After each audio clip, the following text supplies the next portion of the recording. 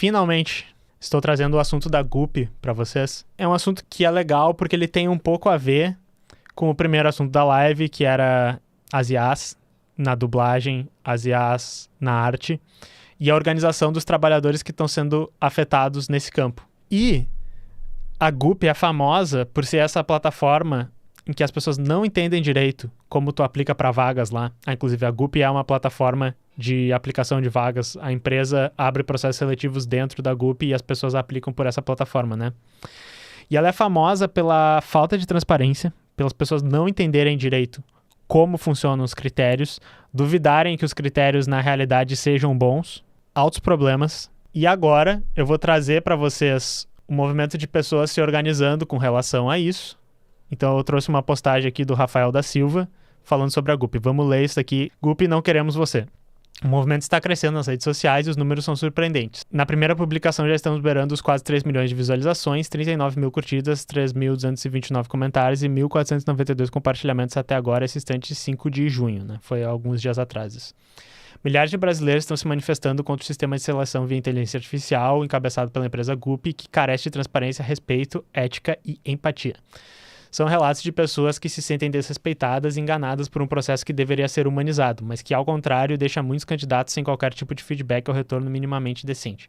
Já houve reportagem de grandes veículos de comunicação levantando essas questões e agora nos dirigimos às maiores empresas do nosso país. Então eles estão indo direto para as empresas, Itaú, Ambev, Santander, Lojas Renner, Hapvida, Notre Dame e Intermédica. Não usarem, né? As empresas não usarem mais a Gup. O que eu acho que é mais efetivo do que, por exemplo, eu já vi pessoas dizendo boicotem a Gup, não apliquem para vagas que tem a Gup. Mas aí eu acho que dá 2 segundos e as pessoas se ligam, entendi por que é difícil fazer esse boicote, né? Porque todos os boicotes são bem difíceis de fazer funcionar. Na realidade, boicote é uma coisa bem inefetiva de ser feita. Exatamente porque a pessoa assim, beleza, eu estou precisando de emprego, mas eu vou boicotar este processo seletivo na Gup porque essa empresa é extremamente antiética. Eu acho que vocês entendem qual é o problema, né? Inclusive, esse é o problema da liberdade no capitalismo. Toda vez que esbarra na questão que tu precisa do emprego, na questão que tu precisa de comida, na questão que tu precisa de todas essas coisas que não é o Estado botando uma arma na tua cabeça, mas é a realidade botando uma fome na tua barriga, é a realidade dizendo, você tem que pagar aluguel, meu irmão, você tem que pagar a escola das crianças, tu começa a dizer, talvez eu não possa boicotar isso, né? Então, trocas voluntárias eu não consegui pensar numa piadinha assim, mas então, não existem trocas voluntárias nessa porra desse sistema. Mas ir direto para as empresas e constranger elas pode funcionar um pouco melhor. Vamos depender da bondade das empresas, também não é o melhor de tudo, mas é melhor que um boicote, porque eu acho que o boicote fica claro porque é uma atitude fadada ao fracasso. É urgente que essas empresas estejam cientes dos milhares de relatos de pessoas que estão sofrendo com depressão e baixa autoestima devido a essa plataforma desumanizada que trata cada trabalhador com total descaso. Eu tenho um pouco mais para falar sobre isso. Convido todos que se sentem desprestigiados e tristes, muitas vezes abalados aqui no LinkedIn por essa suposta revolução tecnológica imposta pela Gup a se juntarem a nós. Postem aqui nos comentários, Gup, não queremos você. Nosso objetivo é claro, só queremos que a empresa passe a tratar as pessoas com dignidade e transparência. Esperamos que as grandes empresas do nosso país entendam os erros e dificuldades que essa plataforma apresenta. Daí tem aqui a campanha. Então assim, legal que as pessoas estão se mobilizando com a questão disso. Se a Gup fode o trabalhador, então é bom pro patrão. Obrigado pela contribuição, porque é mais ou menos o que eu ia falar, assim, eu acho que um dos grandes problemas que a gente tem aqui é que, na realidade, esse problema da Gup para as empresas gigantes, principalmente essas empresas gigantes que têm um alto churn, né, que tem uma alta rotatividade de funcionários, eles economizarem na contratação, colocando isso para dentro de outra empresa que vai estar fazendo isso e que só vai estar entrando funcionários, na realidade é um ganho muito bom para eles, tá? E, sinceramente, as empresas, elas não vão se comover com isso, a não ser que exista um grande motivo, digamos, financeiro para elas se comoverem com isso, tá? Então as grandes empresas do nosso país não vão entender isso. Na realidade, as grandes empresas do nosso país, se vocês falassem com os funcionários de lá e se vocês vissem no que elas estão envolvidas, provavelmente estão envolvidas em coisas muito pior. Então isso é uma coisa que é problemática. E é uma coisa que eu venho falando para várias áreas aqui. A questão da inteligência artificial, ela tá vindo para precarizar as nossas relações de trabalho. A questão que é extremamente interessante dessa dinâmica do LinkedIn, porque isso é uma dinâmica muito de LinkedIn. É uma questão que, assim, você está no LinkedIn e você é uma formiguinha, assim, uma coisinha bem pequenininha, assim, sabe? Você é um bonequinho fofinho, um avatarzinho fofinho no LinkedIn e a empresa é esse gigante aqui. Esse gigante que tá lá, que manda em tudo, e você tá aqui, ei, por favor, empresa, sou eu, o funcionário comportadinho que está procurando emprego. Eu sou totalmente inócuo e eu não tenho nenhum tipo de ideia nociva e eu vou agregar muito valor para a sua empresa. Olha aqui essas postagens mostrando que trabalho muito e que eu sou um ótimo profissional. Se tu chegar no LinkedIn, que nem a gente já falou aqui várias vezes sobre a tua liberdade de expressão no LinkedIn, e começar a dizer assim, ó, quero lutar pelos meus direitos, a GUP está nos oprimindo e está criando uma situação muito ruim aqui. As empresas não vão dizer assim, pô, realmente a GUP está deixando as pessoas que eu quero empregar tristes e eu não posso mais usar isso. As empresas, no máximo, vão dizer assim, olha só, essas pessoas aí são todos uns comunistas que ficam reclamando de práticas de negócios, e vou contratar essa pessoa, vai causar problema aqui dentro, tá ligado? Então é uma coisa que é extremamente difícil de fazer essa luta, e é por isso, né, que a gente tá sempre tentando explicar que, assim, ó, pessoal, a organização, ela precisa ser como classe, ela não pode ser só pra, assim, isso tá me afetando agora. E agora bateu água na minha bunda porque a GUP não está me contratando. A organização tem que ser para entender os problemas disso, para entender que você é essa coisinha fofinha, essa formiguinha, esse bichinho aqui que tá chamando a empresa, e se a empresa quiser, na realidade, ela pode só pisar em cima de ti. A empresa não precisa de ti. Se tu fosse o consumidor da empresa, já disse que boicote não funciona, tá?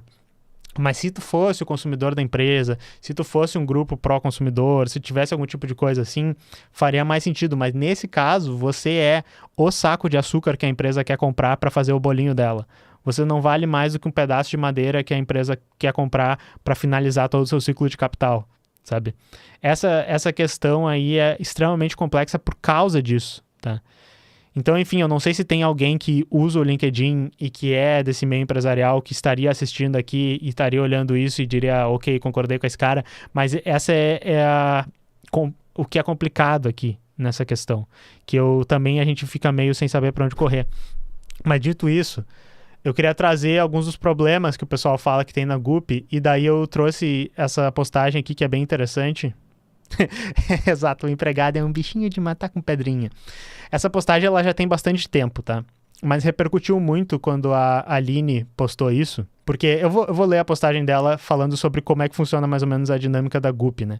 Que a GUP ela tem vários formulários, vários passos que tu tem que preencher para aplicar numa vaga, e daí depois vai rolar alguma seleção ali e eles vão te chamar para uma entrevista com a empresa. O que muitas pessoas falam é que é extremamente difícil conseguir essa entrevista. Teve uma reportagem que eu busquei ali que é basicamente 1% das pessoas são chamadas e não se entende direito como funciona. Então daí a Aline fez um experimento, ó. Sempre me questionei quanto à automatização dos processos seletivos de empresas como Gup e Kenobi, e o nome da empresa era Kenobi, tá? E agora o nome da empresa é Kenobi, agora é Gup, porque a Gup abocanhou e comprou essa empresa, né? Tudo certo, nada de errado acontecendo aqui, né? Realmente beneficiam as empresas e os candidatos. E daí... Vamos voltar aqui, ó. Vocês estão na live do comunismo maluco. Quando é que uma coisa beneficia a empresa e os trabalhadores? Sei lá, talvez uma vez a cada 100 anos, pode ser. Mas a gente sempre fala, não existe uma coisa que beneficia a empresa e os trabalhadores ao mesmo tempo. Se a empresa está muito feliz com uma coisa, se a empresa está dizendo, nossa, isso aqui é muito bom para mim, abra um olho, porque... você, como trabalhador, tá se fudendo, tá? Mas, enfim, ela disse, será que é bom para a empresa e para os candidatos? Vamos tentar descobrir. E ela descobriu. É comum ler reclamações sobre o quão exaustivos e sem sentido são os testes aplicados por essas plataformas e compartilho o mesmo sentimento. Mas hoje quero compartilhar uma experiência que mostra que esse tipo de processo deve ser eliminado das empresas. Eu, Aline, me candidatei para uma vaga da Porto, aplicada pela GUP. Dediquei um tempo considerável aos testes, tentei fazer o meu melhor, apesar de não concordar que responder questões abstratas e superficiais que nada tem a ver com a atividade profissional proposta realmente possa qualificar e capacitar a capacidade de alguém. Mas ok, segue o jogo. Tinha redação, um teste de lógica e outro de matemática. E também tinha aquele conhecido teste de personalidade com perguntas de 0 a 7, com faço coisas só para ver como os outros vão reagir e blá blá blá. Ah, e outra coisa que eu queria dizer é que eu nunca fiz um processo seletivo pela GUP, tá? Então talvez eu não fosse a melhor pessoa para falar sobre isso, e é por isso que eu trouxe o texto da Aline, trouxe reportagens, e se vocês têm essas experiências, deixem nos comentários, que eu acho que é interessante, tá? Mas eu nunca fiz um processo pela GUP. Terminei o meu teste, mas fiquei com uma pulga atrás da orelha. Pedi para minha irmã, Alessandra, fazer um perfil semelhante ao meu e aplicar para a mesma vaga. Porém, dessa vez, simplesmente copiei e colei um texto criado no site Lorem Ipsum para usar de redação, nem em português o texto estava.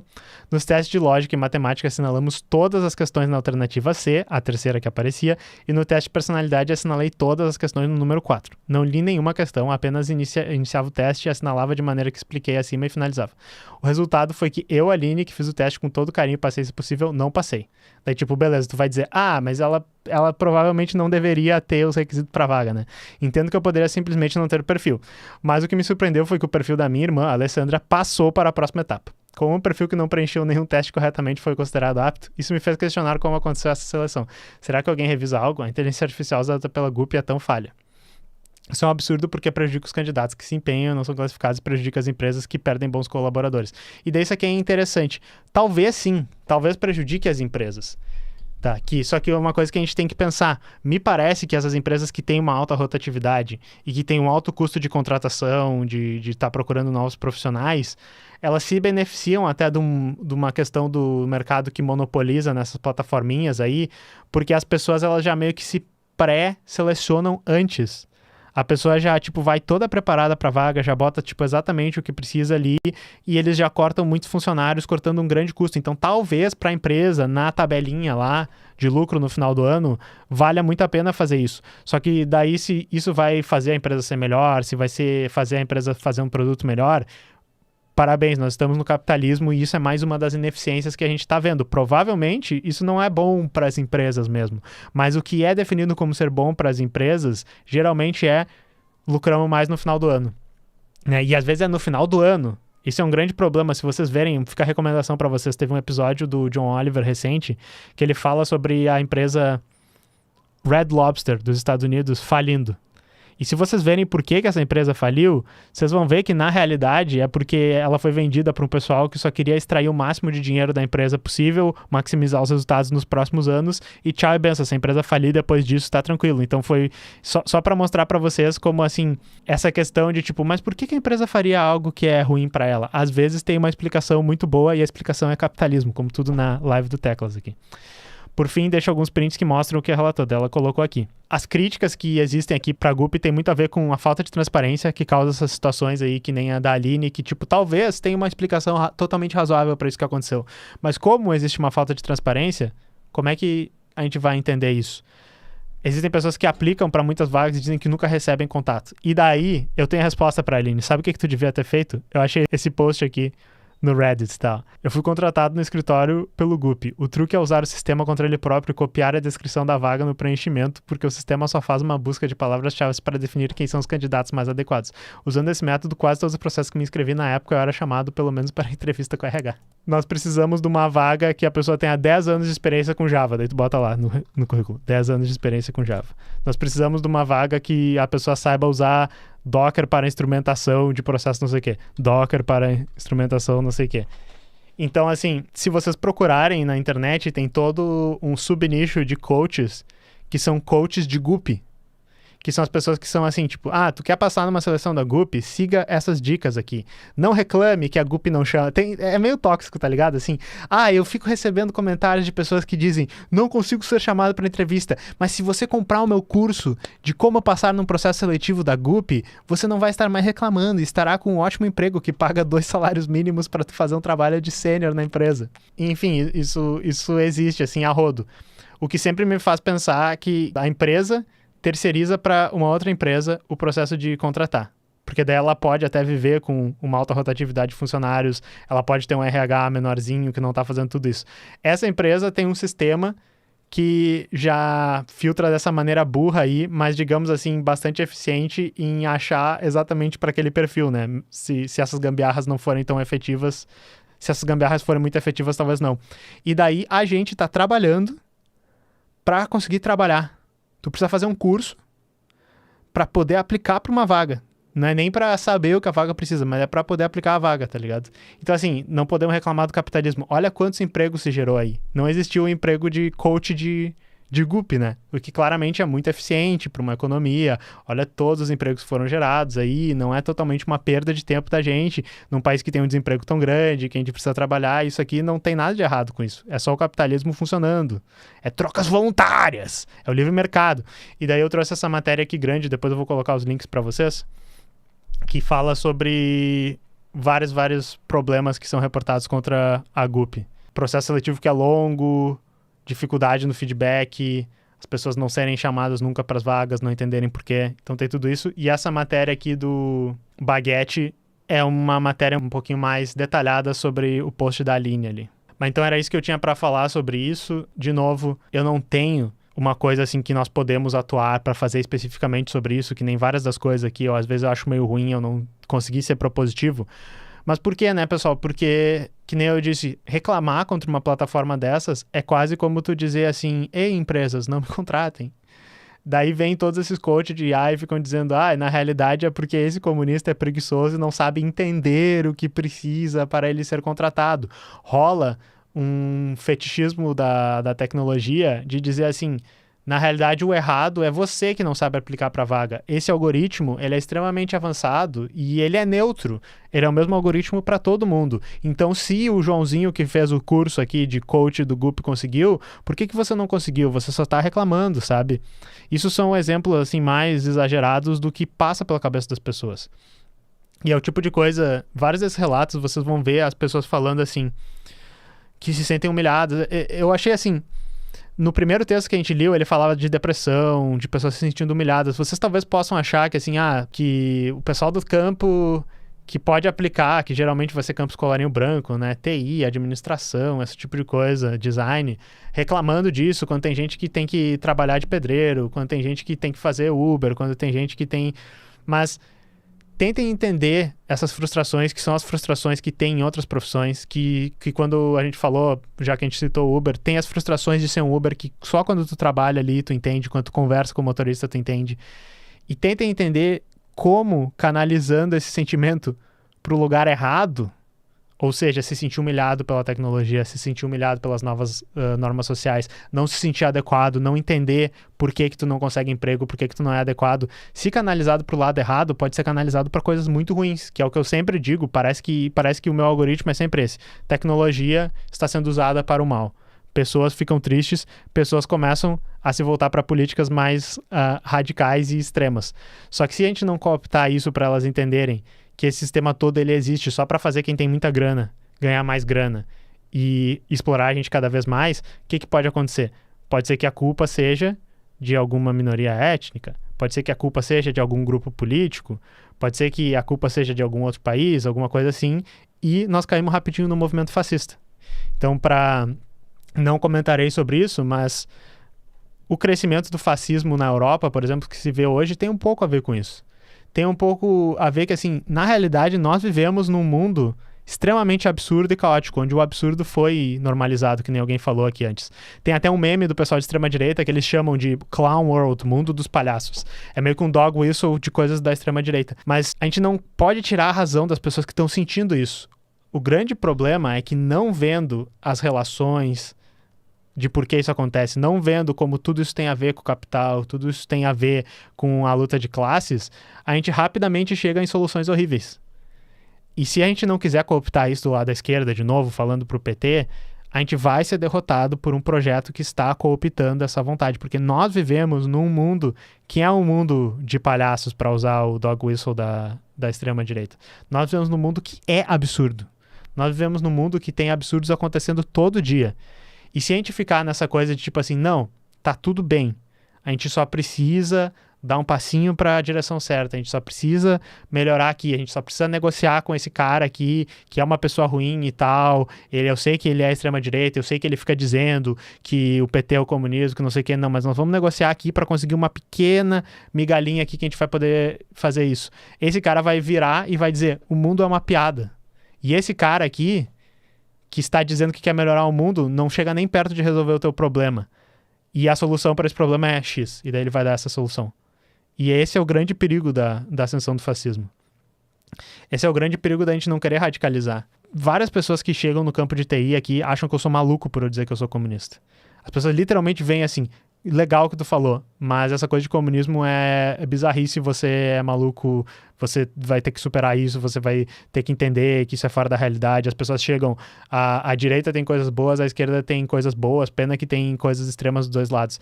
Esse tipo de discurso não nos deixa ver a realidade, e essas pessoas vão se decepcionar com isso que está acontecendo e vão ser cooptadas por alguma coisa muito ruim se a gente não conseguir cooptar essas pessoas pro nosso lado. De novo, tô tendo que citar isso toda a live. Eu vi uma cidade inteira alagada aqui do lado de Porto Alegre. E a vida das pessoas ainda está destruída. E a gente já voltou nesse mundo que é absurdo a viver as nossas vidas normalmente. E essas pessoas agora têm que voltar a trabalhar, essas pessoas têm que voltar a estudar, tentar retomar suas vidas. Mas como? Então vamos pensar nisso, gente. Eu acho que eu sempre começo numa coisinha aqui e chego assim, nós temos que derrubar o capitalismo. Mas o que eu tô querendo dizer pra vocês é que a gente não vai ter nem escolha, cara. A gente não vai ter nem escolha quando nossas cidades alagarem, quando a gente estiver no meio de uma guerra, quando o nosso país estiver sofrendo muito mais do que ele tá sofrendo. É isso que eu acho. Eu gostei do que o Sinho falou. Estudei programação por 1 ano e meio, e mesmo usando as técnicas de coaches de YouTube, ainda não passei em nenhum processo, porque vai ter sempre alguém que copia e cola desonestamente, tô lascado. Mas então, o que eu posso dizer, Sinho? Todas as soluções que eu dou aqui para as pessoas são soluções a longo prazo, tá? Inclusive essas soluções individuais. Eu acho que tu estudar as bases das coisas e entender a relação entre as linguagens de programação, se tu quer programar web, entende como é que funciona a web, entende como é que funciona o servidor web, entende HTML, entende JavaScript, CSS, daí vai para as coisas, que é uma coisa que é muito mais demorada, mas que dá para fazer, vai te dar a possibilidade de se colocar melhor no mercado. Dito isso, tu tem razão que o mercado hoje tá buscando mais essas questões de métricas, de tu tem isso no teu currículo, tu preenche essa vaga aqui, e daí depois, quando a pessoa entrar na empresa, pode até ser que dê errado, né? Mas as empresas já estão trabalhando com uma alta taxa de rotatividade. Então, a minha dica, que talvez não te ajude, por isso eu sinto muito, é tentar realmente valorizar o estudo e tentar fazer isso. Eu até pensei em trazer esses dias um vídeo de um cara que é tipo assim, o mercado de trabalho tá ruim, então o negócio é empreender, porque eu empreendi e criei minha própria empresa e agora está certo, trazer pra gente fazer um react. E o grande problema desse pensamento é que não dá pra todo mundo ser empreendedor na porra do Brasil. Não dá pra todo mundo ser empreendedor. É uma coisa assim, talvez 1 a cada 100 empreendedores no campo da TI, que é um campo que ainda dá para tentar fazer alguma coisa, vão dar certo. Mas, inclusive, plataformas tipo a Gup e as plataformas agora de IA e as plataformas de serviços, de cloud, todas essas coisas, elas estão cada vez mais engolindo esse mercado onde tu poderia fazer uma empresinha pequena que vai estar vendendo serviços de hospedagem, uma empresinha pequena que vai estar vendendo serviços para um RH, uma empresa que faz sistema de pagamento, uma empresa que faz um cadastro de produtos e tal. Tudo isso aí está sendo engolido pelas empresas maiores. As empresas maiores, elas começam a abocanhar o mercado, compram as empresas pequenas e tal, e não vai ter como todo mundo ser empreendedor. Então, o grande problema, o papel ruim que eu me coloco aqui para vocês é o de dizer assim, pessoal, não existe solução fácil e vocês só querem um emprego, entendeu? Então, na realidade, o que eu vou estar dizendo aqui para vocês provavelmente não vai ir tão longe quanto um coach literalmente dizendo, se você comprar meu curso e empreender, você vai se dar bem. E daí não sou só eu que estou dizendo que é furada isso, é só vocês verem quantos negócios duram depois de 1 ano no Brasil. Quantos pequenos negócios duram? Eu não tenho a estatística aí, mas a gente poderia... Deixa eu procurar aqui. Quantos pequenos negócios... Foram 2.908.104 novos MEI em 2023 e tinha sido 2.933 em 2022. Somando MEI as micro e pequenas empresas, o total de novos pequenos negócios abertos no Brasil chegou a 3,77 milhões no ano passado. Isso representa 96% do total de empresas, incluindo as de médio e grande porte. Eu queria saber quantas acabam depois de 1 ano.